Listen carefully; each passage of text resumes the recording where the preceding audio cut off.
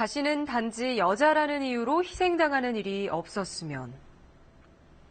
앞서 보신 것처럼 강남역 출입구에는 약자인 여성을 대상으로 한 범죄를 비난하는 글이 많습니다. 피의자는 여자들에게 무시당했다고 경찰에 진술했습니다.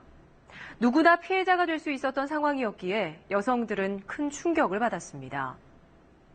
경찰의 추가 조사를 통해 피의자가 정신분열증으로 4차례 입원했었다는 사실도 밝혀졌습니다.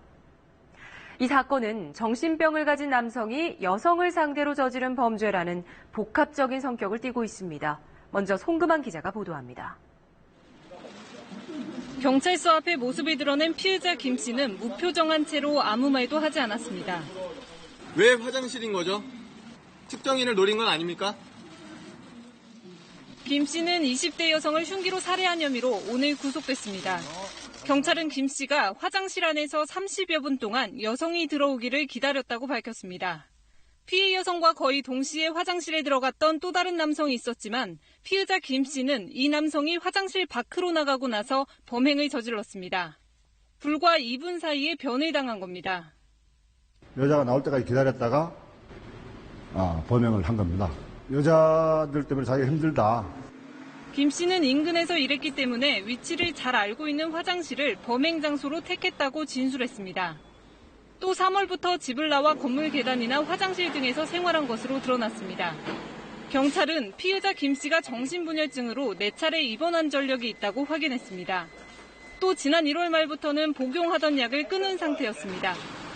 오늘 오전 심리분석 면담을 진행했던 경찰은 피해망상과 정신분열증에 의한 범행인지도 추가로 분석하고 있습니다. KBS 뉴스 송금환입니다. 현관 비밀번호를 누르고 집으로 들어가는 여성입니다. 이 집 앞에 몰래카메라를 설치해서 비밀번호를 알아낸 40대 남성은 얼마 후 이 집에 침입했습니다. 범인은 혼자 사는 여성만을 노렸습니다. 서울의 한 아파트 주차장에서 헤어지자고 했다는 이유로 여자친구를 흉기로 찔러 살해하는 사건이 일어나기도 했습니다. 이렇게 약자인 여성은 범죄의 표적이 되기 쉽습니다. 살인, 강도, 성폭행 등 4대 강력범죄의 피해자 10명 가운데 9명 가까이는 여성이었습니다. 또 이번 사건처럼 정신질환 병력이 있는 사람이 저지르는 범죄 역시 2005년에 비해 2배가량 증가했습니다. 때문에 여성들 사이에선 아무런 이유 없이 예측조차 할 수 없는 상황에서 자신도 범죄의 피해자가 될 수 있다는 불안감이 확산되고 있습니다. 통계청의 범죄 위험에 대한 인식조사에서 여성 응답자의 70.5%가 불안하다고 답했습니다. 특히 이 사건 이후 늦은 시간에 공용 화장실을 이용할 때는 여성 서너 명이 함께 갈 정도입니다. 김민철 기자가 취재했습니다.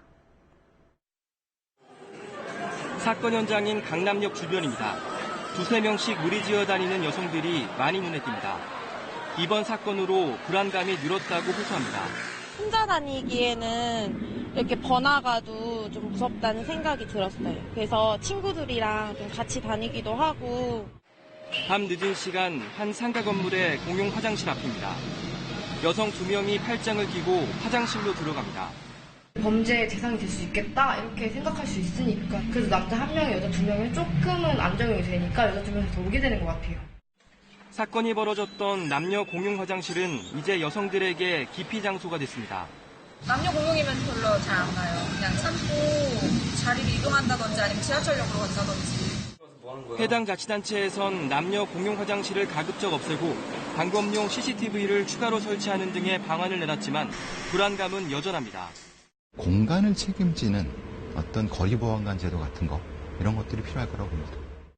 여자라는 이유로 범죄 피해자가 될 수 있다는 불안감이 확산되는 가운데 범죄 예방 시스템을 강화해야 한다는 목소리가 커지고 있습니다.